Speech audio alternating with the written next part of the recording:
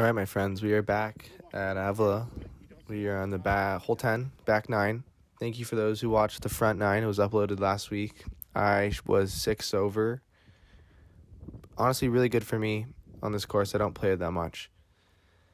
This tee shot, I've only played the back 9 once before. So I went with the driver because I saw water.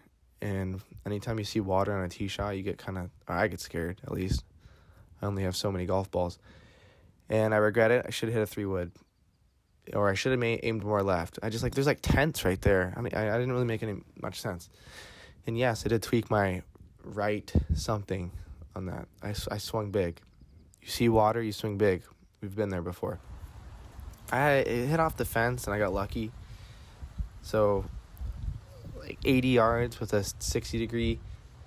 And for those who watched the front, it was evident I couldn't get my numbers in terms of distance down with my wedges. I was short a bunch, and I was short again. I didn't make an adjustment, and it's frustrating because I was hitting the ball well. My yardages were kind of off.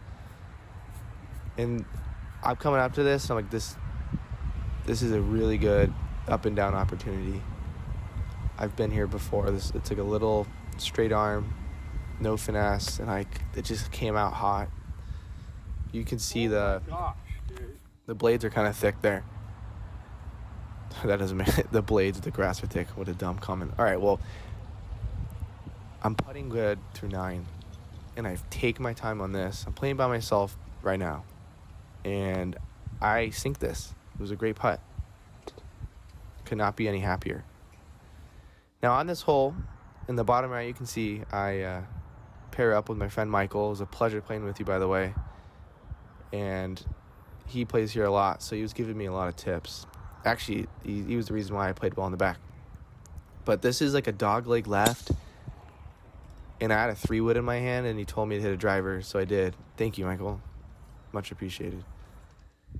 And it kind of splits in between this valley. I should have been aiming way more left because the hole's left. I was aimed too far straight, which is I hit a good clean ball. I just was aimed. I kind of left the club face open too. I thought I lost this. And when you don't hit the fairway, you get punished. And that's exactly what happened here. I am stuck behind this tree,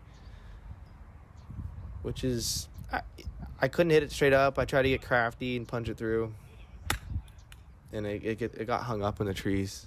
Expected. Can't get pissed about that. That was the second shot's problem. And the pin's tucked behind this bunker. This is no easy shot for my fourth shot. I'm not even thinking about upping and down. I'm trying to get this near the pin, or trying to get this like on the green. And I hit it good. It just got hung up and short again. Like the 300th time I've done on this round. Now, these bunkers don't look like much on film, and you're right. They're even worse in person. It's like concrete. It's like if you went out in your backyard and tried to hit sand shots. That's the knock on this course. But I was going to take it out, but I was like, look, it was such a simple shot.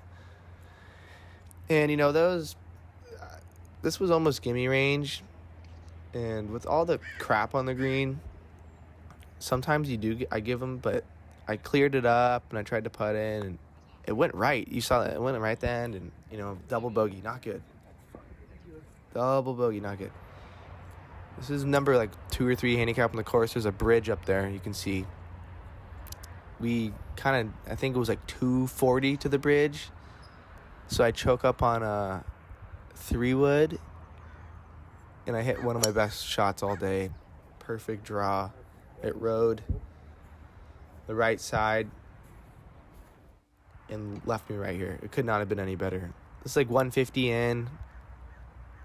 I think I go huge with a 9-iron, which is pretty ballsy for me. I mean, it's all water clearing this. You can see the pin straight away. I pushed it right, but it was a great miss. It was, nothing to complain about. And you guys know I love to complain.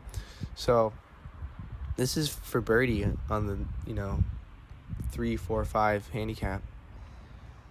And Michael was having some beers.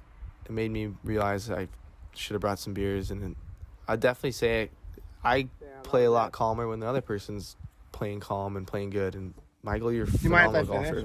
I had a great time. Tap in for par. And I still miss it. But we're giving it. 8 over through 12. Not bad. And this kind of goes left on this par 5. And I go huge because, well, it's a par 5. My dude doesn't go big on the par 5. And I go right, and I was pretty pissed. But I guess there's a little bit. You can ride the other fairway, and it cuts the hole in half, thanks to Michael. So it could have been worse. As you can see, I'm in the next hole's fairway, and it's straight ahead the pin. And I didn't dumb it, or I didn't shoot it. I had 245. I just hit a 5-iron, playing it, guessing it. Hit it well. I kind of hit a prayer shot. For those of you know, what I call a prayer shot is you do close your eyes and just, hope it ends up somewhere well. And I had to get, I took a 50 degree on this because I had to shoot it in between these trees. The green is behind the golf cart up there. I did what I could do. Wasn't too bad. Another opportunity to up and down. This one better than most. It's all uphill from here. The one thing I was saying is don't go long. Don't go long. And it came out hot and went long. It's amazing. When you tell yourself not to do something, you still freaking do it. And this putt, I knew I wasn't making this. This green, it doesn't look like much, but this is all downhill. I watched Michael putt before, and it was breaking 4 balls. These greens are it's a tragedy, honestly. You see it hit a shot. That was a bogey. Frustrating. And I carry the frustration to the next tee. Why? Well, because I'm an amateur golfer. 9 over. And I'm frustrated. Just because of that whole scenario in the last hole. When I lift my head, I know immediately. I know I shouldn't do this for how good I am. So I turned the par 4 into a par 5. Leaving me 200. This is an easy hole, too. It's frustrating. It really is, folks.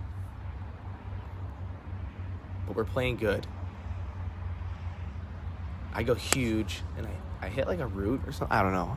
I remember my hand hurt really bad after that. That's kind of like prima donna, though. It didn't hurt that bad. 40 yards for my third shot on the par 3. Not exactly where we want to be, but we've been in worse situations.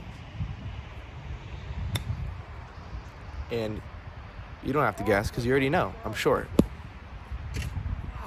Every time today. Tough up and down, but I'm so focused and so angry. I'm this is good. This needs to be close. I cannot double another hole in this back nine.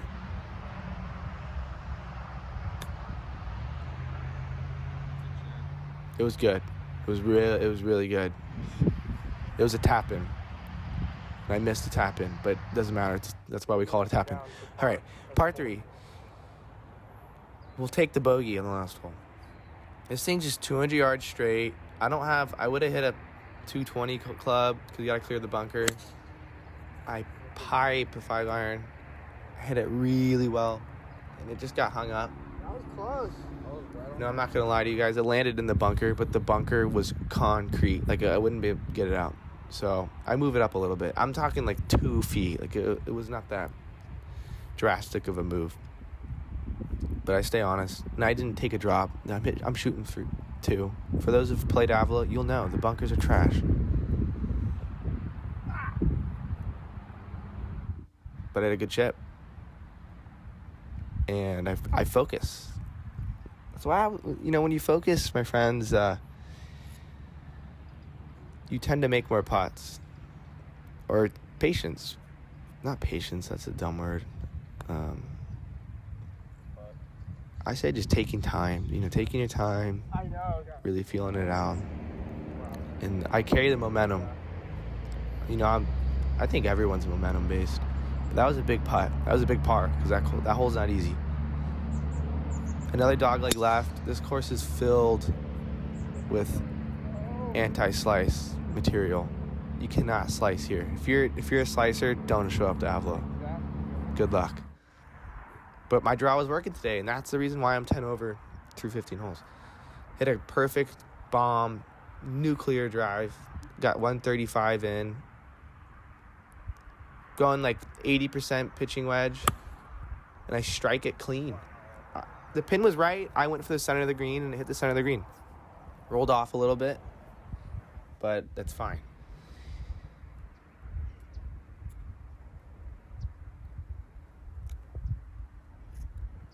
I'm trying to land it right at the fringe. And it could not have been any more perfect. Sink it, birdie, boom. Momentum. I needed a birdie, and I got it. That was huge. Big celebration. 9 over through 16. Another difficult par 3. It's not difficult, it's just far. Anything over 180 for me, that's far. The 5-iron was working, and it's my favorite club, maybe because of the challenge. And it rode these trees on the right, and it maybe even nicked the tree a little bit, but it ended up good. Great distance to up and down. For a 200-yard shot, I'm thinking like, yes, momentum. Last 2 holes, great wedges. Turning the back nine around. And I almost sink another one. I was kind of dumb in that. What was my face doing? I don't know if you're supposed to do this, but I separate my rounds into front and half. I really do. Like, I'm just considering about my score in the back. Maybe because I film videos, but... All right, finishing hole. It's a good one.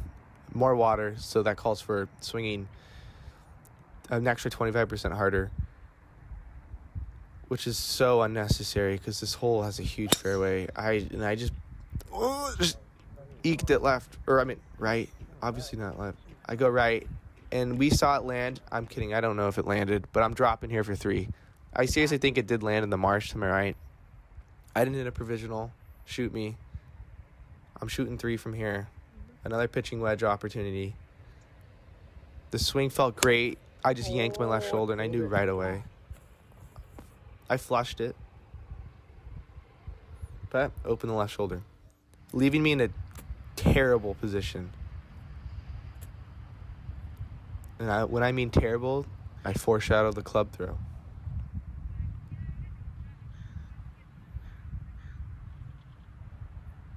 I had the flop. It was all you could do. And you could see the pin. I was short-sighted. Like 10 feet of uphill. You can't do that. Like another trying not the bogey situation. 9 over. I'm like so happy with my score. And the putt was really good, folks. To end on that, could not have been happier. I'd rather take that than like a tap and par, honestly. If it was over there, it would have landed. 10 over. Thanks for watching, guys. I really appreciate it. Michael, pleasure playing with you, man.